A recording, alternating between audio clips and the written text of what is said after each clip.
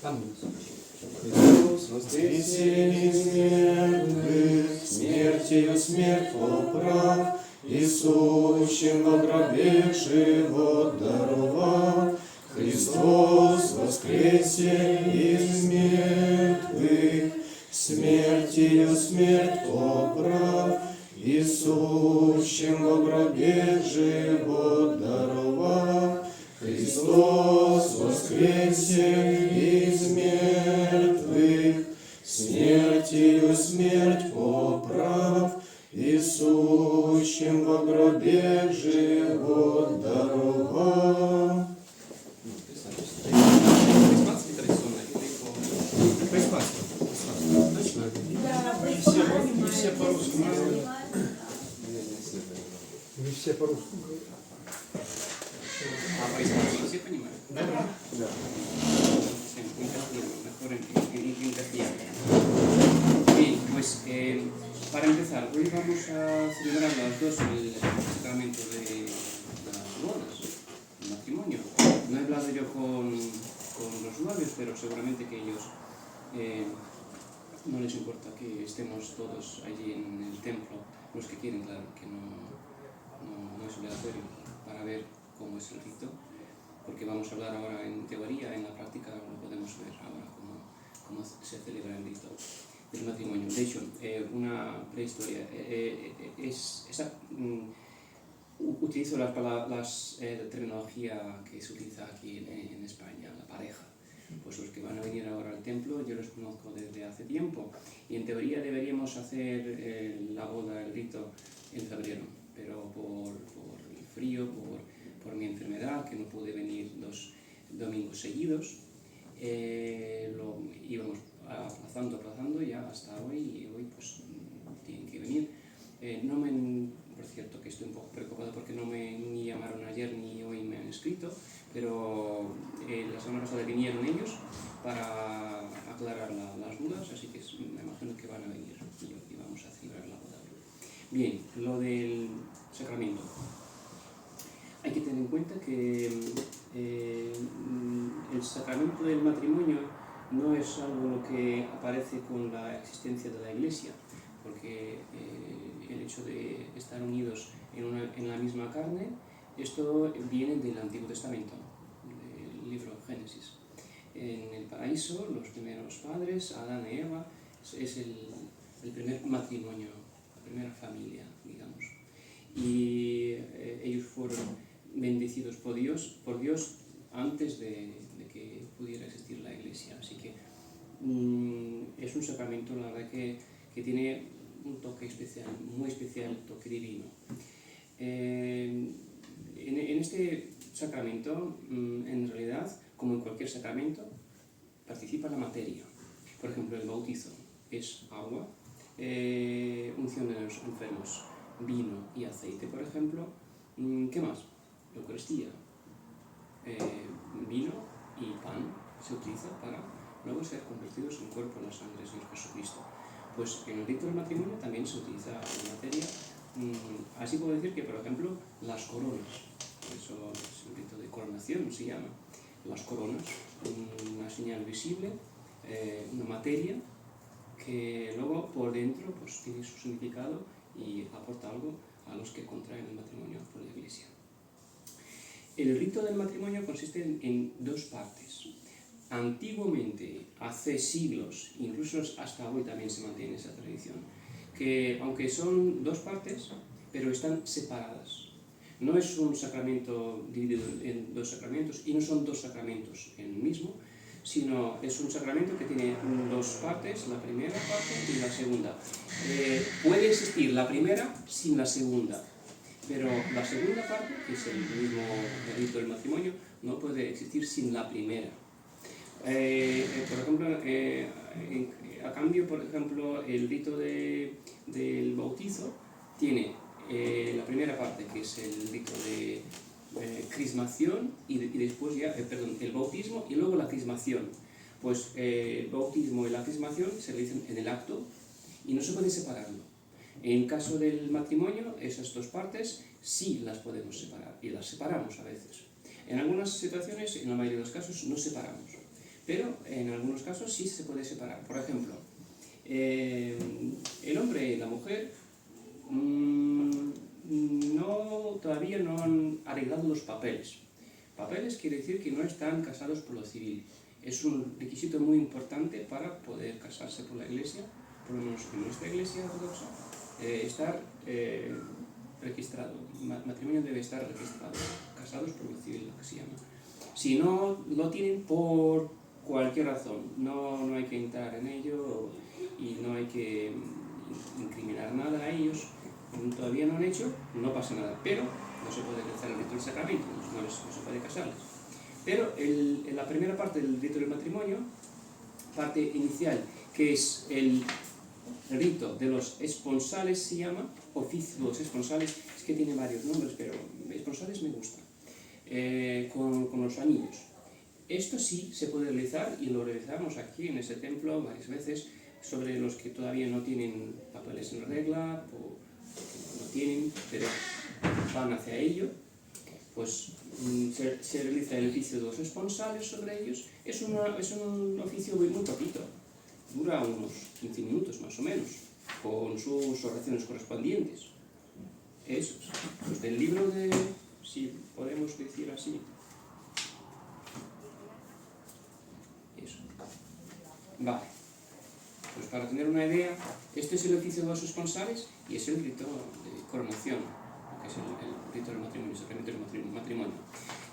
Se puede realizar el oficio de esponsales y esperar a que ellos hagan lo que tienen que hacer y luego ya tener los papeles en regla y se puede ya proceder a realizar el sacramento de la coronación. Si al cabo de X tiempo, normalmente es un año, si al cabo de un año, después de realizar el oficio de los esponsales, no han hecho nada hacia la siguiente parte, que es el rito de coronación, que es el rito del matrimonio, no han hecho los papeles o no están de acuerdo porque han decidido ya no casarse, no se realiza este oficio, entonces esto se anula. Lo de esponsales no es algo lo que les obliga a algo, eso no.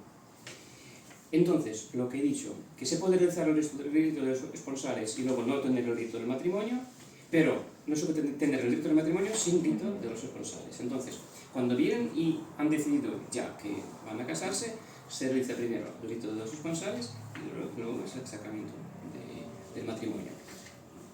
Quiero decir, llevo 12 años como sacerdote, ya saben que en la iglesia ortodoxa, en la iglesia oriental, igual lo que está pasando también con los cristianos católicos de la iglesia rimocatolika, que pertenecen a una rama, no es muy numerosa, pero esa rama existe dentro del seno de la iglesia católica, los cristianos católicos que pertenecen a los que realizan sus sacramentos, ritos, según el estilo oriental, que por ejemplo uniatas, que son griego-católicos se llaman, viven en Ucrania por ejemplo, son católicos por la fe, pero por rito son como ortodoxos, porque los ritos son, según nosotros realizamos la liturgia, ritos de San Juan Crisóstomo, no es misa latina. Pues ellos, los que pertenecen a esta rama, los clérigos pueden estar casados, igual como en nuestro caso en la iglesia ortodoxa, los clérigos también pueden estar casados. ¿Saben que los clérigos se casan antes de ser ordenados diáconos? Sí, sí. O sea, el diácono sacerdote no puede casarse, sino se casa antes de ser ordenado diácono y luego ya el chico que está casado le ordenan diácono y si Dios quiere y el obispo lo desea, pues le pueden ordenar sacerdote y se queda allí. Los obispos, que es el tercer escalón, todos son monjes, sin ninguna excepción, ni célibes ni están casados. Pues a lo largo de 12 años que estoy haciendo servicio de sacerdote, claro que el rito del matrimonio lo conocía porque primero me casé con mi esposa y luego me ordenaron diácono, servía como 9 años diácono en la iglesia y luego ya 10 años, 11 años, casi 12, como sacerdote.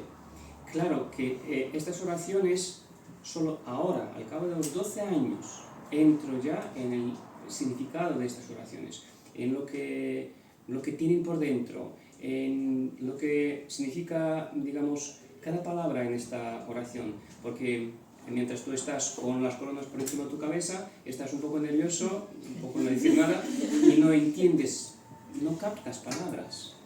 Pasa el rito del matrimonio como un minuto y ya, pues ya pasó todo. Ah, vale, pues bien.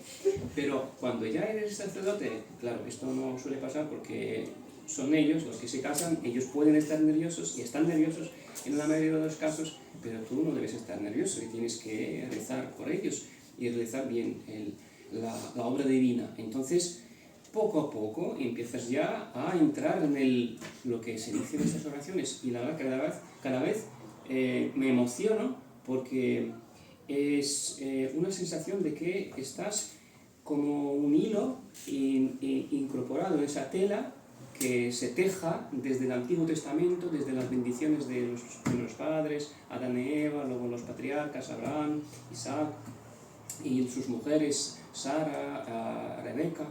Pues ves que estas bendiciones que Dios les daba a ellos se mantienen hasta hoy. Son las mismas bendiciones que Dios daba a los patriarcas, las mismas bendiciones Dios da a estos Pedros, Svetlanas y Elenas que vienen a celebrar el rito del matrimonio. Y, o sea, la humanidad no se ha cambiado y las bendiciones son las mismas, las que Dios daba en aquel entonces, en el Antiguo Testamento. Se mantiene hasta hoy. Y luego también el concepto de la familia, el concepto de los padres. No sé si han leído estas oraciones, que se leen. Hay unas 3 oraciones bastante largas donde Dios pues, bendice a ellos, como bendijo en su tiempo a Adán, a Manasés, a Efraín. Se recuerda también la Virgen María, Cana de Galilea también se acuerda. Pero luego Dios les promete, es una citación de la oración: conserva su lecho sin mancilla y vierte sobre ellos el rocío de los cielos y dales la abundancia de la tierra. Colma su morada de trigo, vino y aceite y toda suerte de bienes, para que distribuyan a quienes estén en la necesidad, concediéndoles a los que están aquí presentes, con ellos todas sus peticiones que son para la salvación. Yo cada vez cuando leo estas oraciones me da la sensación de que Dios en el rito del matrimonio les promete a estos que están contrayendo el matrimonio darles de todo, o sea, como si fuera todo el mundo regalado a ellos, porque todo lo que está diciendo aquí la oración, colma su morada, como la familia, casa, de trigo, vino y aceite y toda suerte de bienes. ¿Qué quiere decir esto? Para nosotros los que vivimos en el siglo XXI, aceite, vino y trigo, que muy poco se utiliza, compramos pan ya hecho en las tiendas, no nos dice nada, pero para la gente de aquella época, el hecho de no ser rico, o sea, rico es tener ganado y esclavos también, ser rico y no padecer de nada, o sea, no tener necesidad en nada, pues significaba tener en su casa trigo, aceite y vino, porque trigo, pan, aceite también, energía, y aceite se utilizaba también como medicamento, aceite. Y vino también, el vino en la mesa no solamente es la comida, sino también alegría. Y esto es de Cana de Galilea, cuando vino el Señor Jesucristo y empezaron a crecer los que hicieron la boda de vino, pues la madre de Dios se dio cuenta y dijo a su hijo: no tiene el vino, se acaba el vino. Para nosotros, bueno, se acaba el vino y no pasa nada, pues que beban orujo o algo. Pues en el Oriente no hay ni orujo ni vodka, utilizan vino. Vino es algo tradicional, siempre hay que tener vino en casa. Y no hay tiendas a donde puedes ir a comprar el vino. Entonces, cuando alguien invita a alguna fiesta, sobre todo a la boda, el dueño de casa, el novio en este caso, tiene que calcular bien y tener vino para todos. Incluso siempre tiene un poco de retén para, por si necesidad, sacarlo, venga, y repartir entre todos. Ofender, el sustantivo. Ofensa es como, ¿cómo decir? Pues es una ofensa. Sí. Si tú invitas a tus amigos empiezan a comer, la fiesta está en su pleno, pues, eso, y de repente se acaba el vino. Bueno, agua fiestas, o sea, ya se acabó la fiesta, ¿cómo que se acabó? Acabamos de empezar. Pues entonces, en este caso, y esto se recuerda, lo de Cana de Galilea, se acuerda en la oración y también se acuerda en la lectura evangélica, porque se lea justo este momento, el segundo capítulo de San Juan. Pues la Madre de Dios dice a su hijo, pues no te vino, porque se acerca, la catástrofe se acerca. Y él hizo lo que hizo, convirtió el vino, convirtió el agua en el vino. Pues el primer milagro que Dios hizo fue en el matrimonio, durante la boda. También significa algo de mucha importancia del sacramento de la boda, aunque sabemos que no todos reciben este sacramento en su vida. Un ejemplo, monjes. No hay que seguir a ejemplos de solteros toda la vida. Monje, nunca se casa. También hay que entender que el sacramento más importante, el primer sacramento, es la Eucaristía. Si hablamos de la numeración de los sacramentos, el primer sacramento con que se encuentra la persona que quiere entrar en la iglesia y formar parte de la iglesia es el sacramento del bautismo, claro. Pues es una parte de la oración la que realmente siempre me choca, me emociona. Y también hay otra parte de la oración en la que dice, aquí está, la segunda oración. Acuérdate también, Señor Dios nuestro, de sus padres que los han criado. De sus padres se trata de los padres de los monos. Que los han criado, pues la oración de los padres hace firmes los cimientos de los hogares.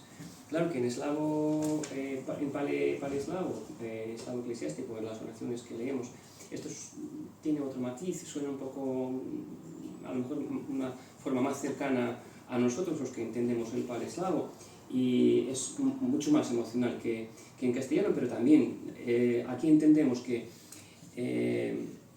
los novios deben dar gracias a sus padres, porque gracias a las oraciones de sus padres, ellos están ahora aquí en el templo, contrayendo el matrimonio.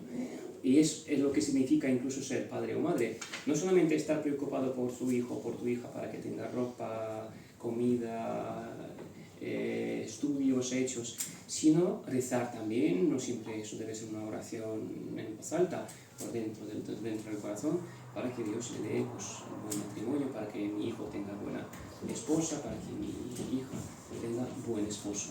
Rezan los padres a Dios, en iglesia, en casa, cada uno a su manera, y se cumplen las peticiones, se cumplen las oraciones de los padres en el templo durante el rito del matrimonio. Y los padres están viendo como el resultado del fruto de sus oraciones son estos los que están ahora contrayendo el matrimonio, con las coronas sobre sus cabezas.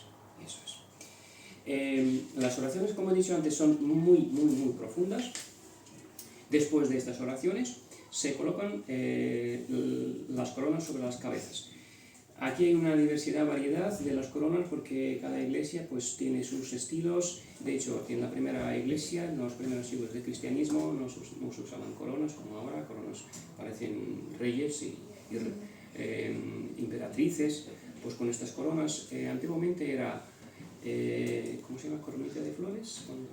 Sí, una corona de laurel. Pues eso, pero eran más bien flores. Flores unidas, así, trenzadas, y pues se colocaban sobre las cabezas, y es el primer significado de las coronas, primero como vencedores, por eso de laurel. Acordamos también que también puede ser corona de laurel, porque son vencedores. ¿En qué vencieron ellos?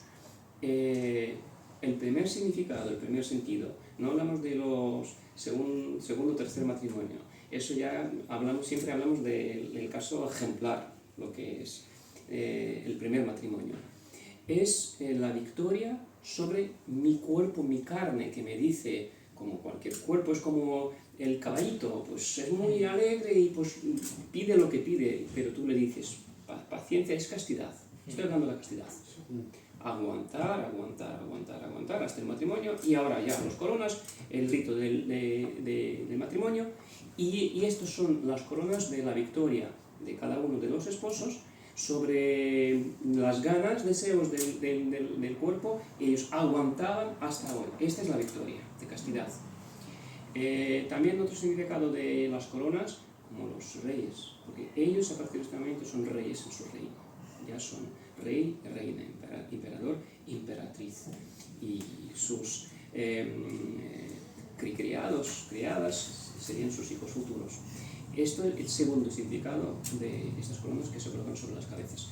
Pues antiguamente colocaban las coronas de las flores, ahora pues lo que he dicho antes, variedad inmensa, que hay coronas súper grandes, incluso hay coronas que no se sujetan en la cabeza, se caen. Entonces los testigos se llaman testigos porque en el rito del bautizo los que acogen a la persona recién bautizada o dan promesas son padrinos, padrino, madrina. En el caso del rito del matrimonio son testigos. Entonces estos testigos sujetan las coronas. He visto las coronas, pero es de lisa, una corona con una asa, y pues sujetan esa corona a través de esta asa como si fuera, no sé, un cubo grande encima de la cabeza, y sujeta el testigo detrás. Y cada 5 minutos cambian de brazo, pesa, la corona pesa. No sé, a mí me parece lo ideal sería algo más ligerito, y si se puede colocar sobre la cabeza y esté firmemente sobre la cabeza y no hay que sujetar, mejor. Pues en nuestro caso tenemos las coronas con las que celebramos el matrimonio aquí en este templo, y antes cuando estábamos en otro local, en Gregorio Vacas 16, Metro Laguna, pues utilizamos las coronas, yo creo que son de plata, no sé, no he mirado. No he hecho ningún estudio, pero parece que es de plata, y con textos en georgiano antiguo. Y son textos de como de esas oraciones que se haga tu esposo como si fuera pues el árbol muy, muy fuerte con el tronco que puede proteger a toda la familia, y que tu esposa que sea como una vid que tiene pues muchas ramas, como en generación, que tengan muchos pues hijos, y que vean nietos de sus hijos, así. Pues estas palabras están escritas en estas coronas, están ahora en el templo. Con estas coronas vamos a celebrar el rito del matrimonio, y son muy ligeritas, se puede colocar. Lo malo, que para mí lo malo no es tan práctico, que no se ajustan, no hay forma de ajustarlo a cada cabeza. Entonces con las esposas es muy fácil, porque como tienen aquí peinado, y eso se puede colocar y se coloca y se mantiene bien, pero con los novios es un poco difícil, pero bueno, podemos hacer así, colocar así, si tiene. En algunos casos digo a los testigos, porfa, sujeta, pues si ves que se cae, sujeta para que no se caiga. Bueno, nunca se han caído, pero por seguridad hay que ir por detrás.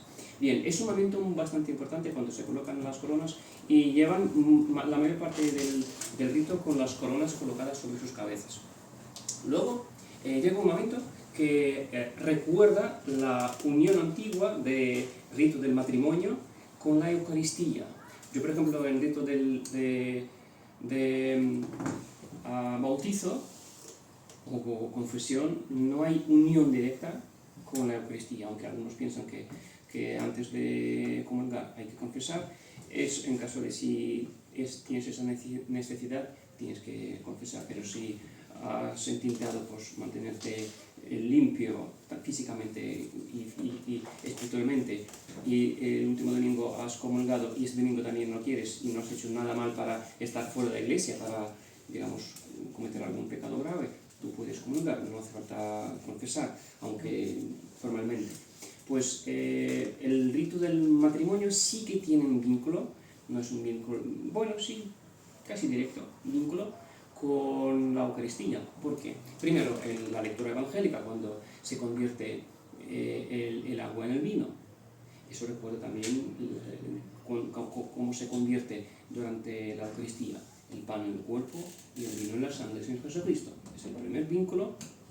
Y el segundo vínculo es el cáliz pequeñito, un vaso que utilizamos para los novios que tienen que beber el vino de ese vaso.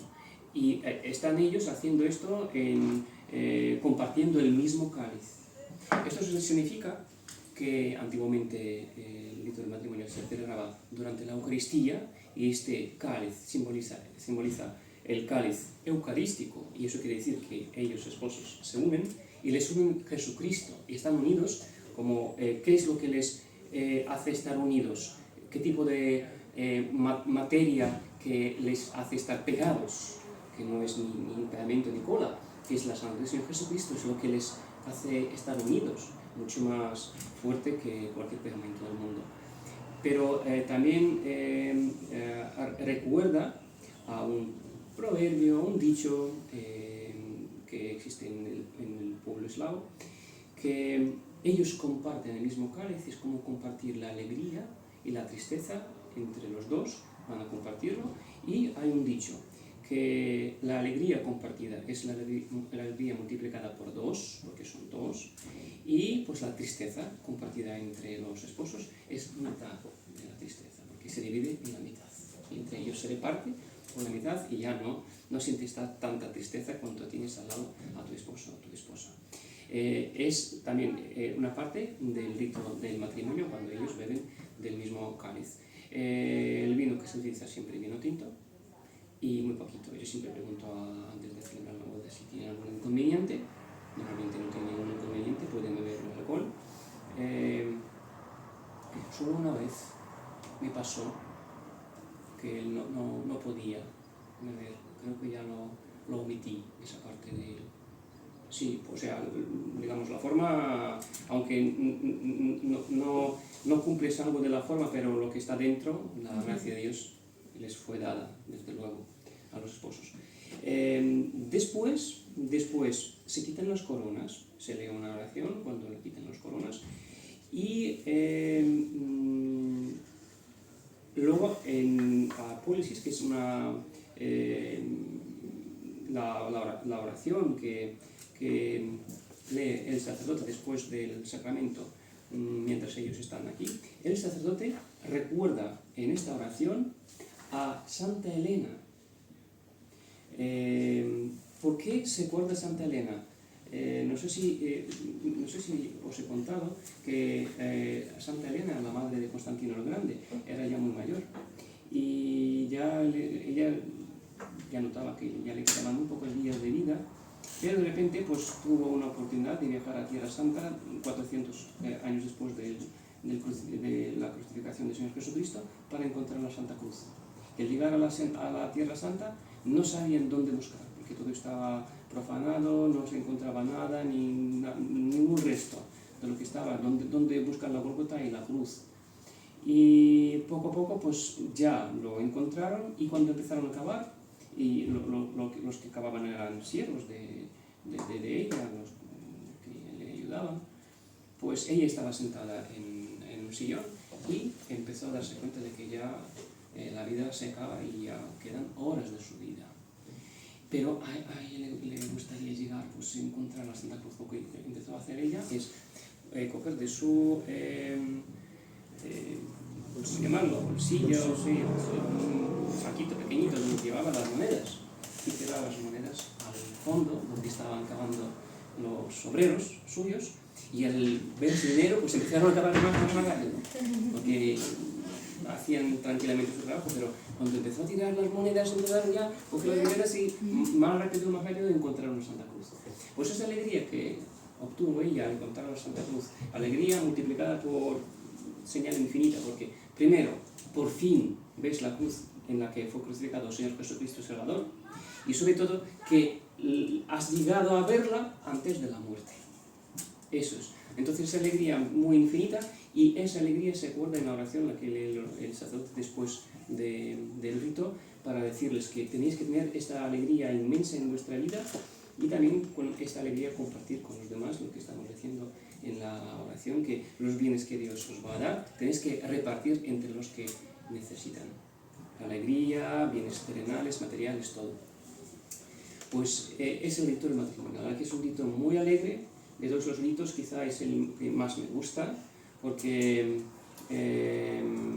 por las oraciones y sobre todo por el hecho de lo que se está pasando en este momento en la Iglesia.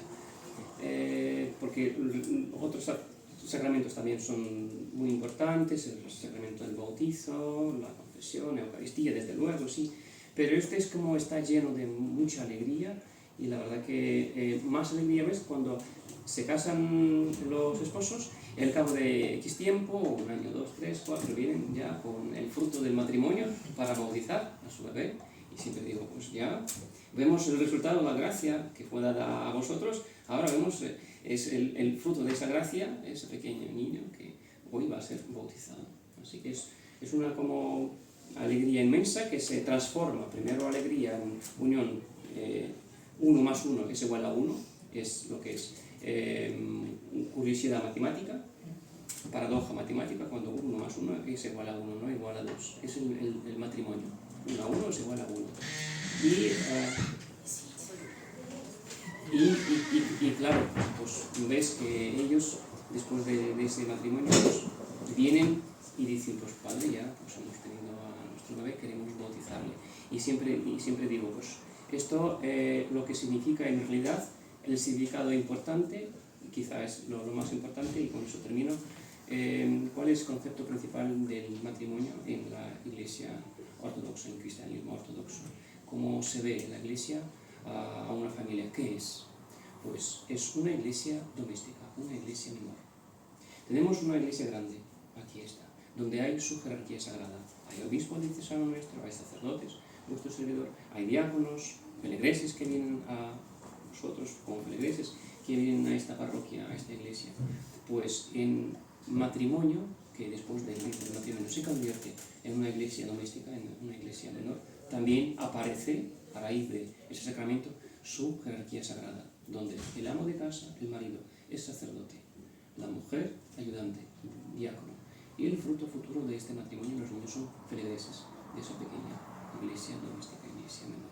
Es el significado principal del matrimonio. Como ven, es mucho más que estar unidos, mucho más que ser la misma carne, mucho más tener permiso de tener hijos. Es mucho más el significado, más sacramental y más alegría da, y más respeto da, y más responsabilidad cada uno nota. Pues si soy sacerdote en la familia, pues vaya qué peso llevo yo sobre mis hombros. Claro, no solamente ser el marido, ya soy el dueño de mi mujer, nada de eso. Soy el sacerdote en mi parroquia y todo lo que pasa dentro de la parroquia, responsabilidad cae sobre mis hombros. Yo soy responsable, de mí depende todo, de mi fe, de mi fervor, de mis oraciones, todo. Yo soy responsable. La mujer es la ayudante, depende de mí también. Eso es. Muy bien. Muchas gracias, Padre Andrés. Me han pedido que le haga una pregunta antes de que acabemos. Sí. Una pregunta que yo creo que a día de hoy interesaría también a muchos jóvenes. A la hora de contraer este primer matrimonio por lo civil, que conocemos como matrimonio normal, y antes de hacer el sacramento de matrimonio por la Iglesia, ¿podría una pareja vivir conjuntamente? ¿Podría una pareja tener vida sexual? ¿O está prohibido eso por la Iglesia ahora mismo? No tiene sentido.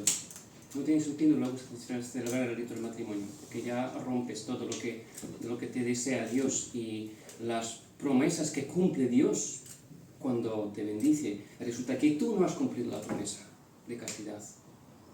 Es como un ejemplo, mañana tengo el cumple y la tarta está en la nevera. Y mañana esa tarta pues con las velitas me van a poner y vamos a comer la tarta. Yo por la noche entro en la cocina, abro la nevera, meto la mano, la crema, eso lo que está arriba, ¿cómo se llama? La guinda. Eso, me la como, cierro, por la mañana cumpleaños feliz, sacan de la nevera, eso, ¿qué es eso? ¿Qué es eso? No tiene sentido, no tiene sentido. Claro, esto en la vida real conocemos estos casos. ¿Y qué hacen Es entonces como esas robar parejas? a mí mismo, robarme a mí mismo, algo lo que todavía, robar lo que no me pertenece todavía, lo que pertenece todavía a Dios, yo lo robo y luego pues en una forma solemne Dios me lo da, lo que ya lo tenía en mi bolsillo. No tiene sentido. ¿Y qué hacen esas parejas que ya han tenido esa relación y que querrían casarse? Casarse, desde luego casarse. No decir, bueno, si ya lo tenemos todo, entonces no hace falta pedir la bendición de Dios, que es lo que he dicho antes, mucho más. La bendición se extiende por fuera de lo carnal, también el alma, lo que recibe en este matrimonio, no solamente la carne y el permiso de vivir como esposos, básicamente, sino también es una vida espiritual, ser responsables, ser reyes en su reino y pues ministros en su iglesia. Eso también. Pero entendemos que se considera pecado y a lo mejor antes de tomarte ese cáliz que nos ha explicado, a lo mejor habría que como son cristianos, seguramente que antes de contraer el matrimonio por la iglesia lo van a confesar.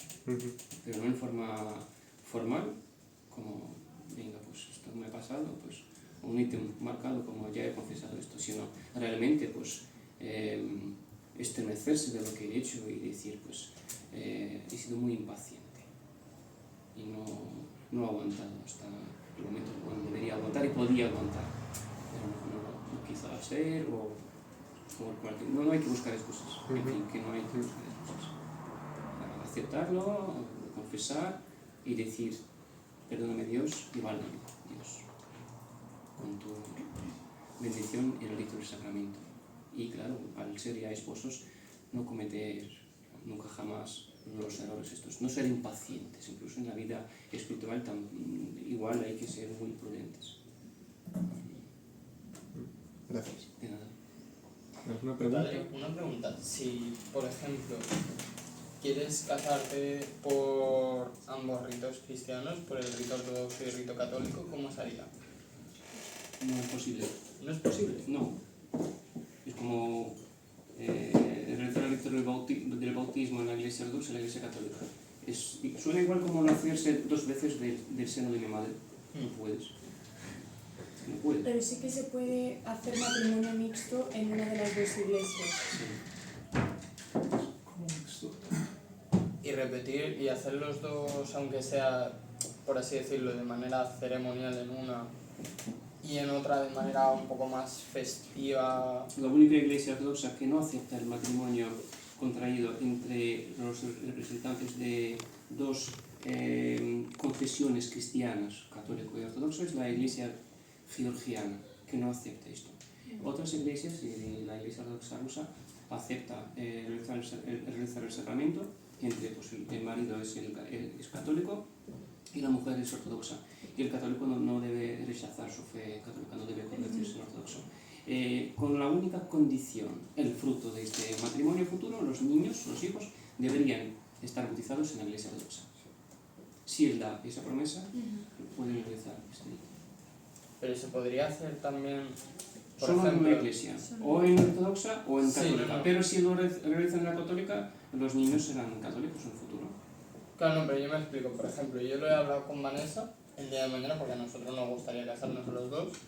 Lo que pasa es que yo estoy en la católica y yo tengo ya todos los sacramentos hasta ahora. O sea, yo tengo el bautismo, comunión y confirmación. Sí.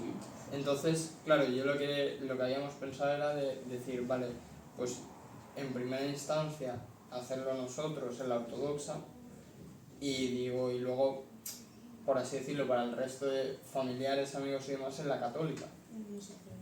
Usted se casa con Vanessa por su propia cuenta, no lo hace Claro, con sus no. familiares. Para agradecer a familiares. Claro, no, lo que pasa es que a mí Agradecer sí también mismo. me hace ilusión en la católica, en ambas. O una u otra.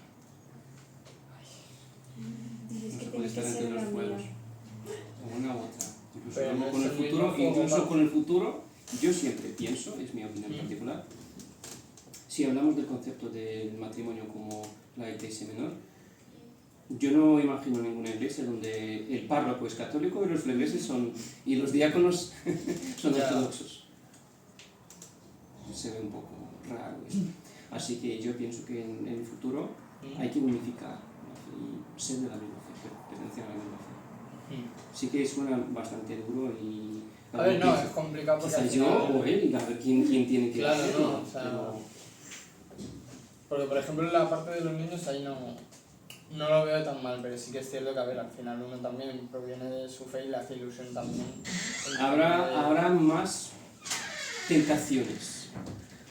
habrán más tentaciones cuando van a decir, es que claro, lo hace porque es ortodoxa, y más cosas para decir no, y también más posibilidades para defender a su esposa y decir no, me casé porque la quiero, porque estamos unidos en Cristo, porque Dios está entre nosotros.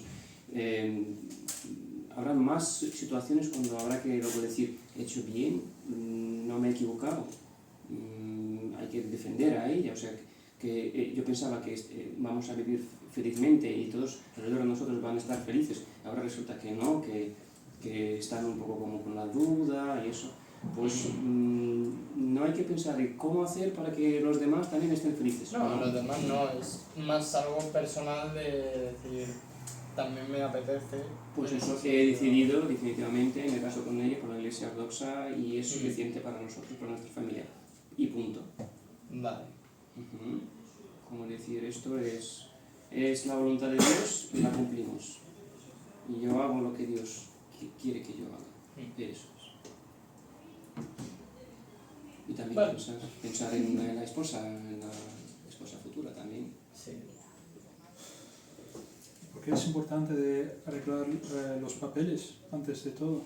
Sí, porque si no dicen que soy marido y esta es mi mujer ante la comunidad, delante de la sociedad, ¿cómo puedo ser yo responsable en el rito del matrimonio por la Iglesia? Primero hay que decir a la gente, somos marido y mujer, punto. Y luego ya pedir a Dios. Ahora, Señor, bendíganos. Hay excepciones, siempre hay excepciones, pero no hay que pensar que en cualquier situación se puede encontrar la excepción.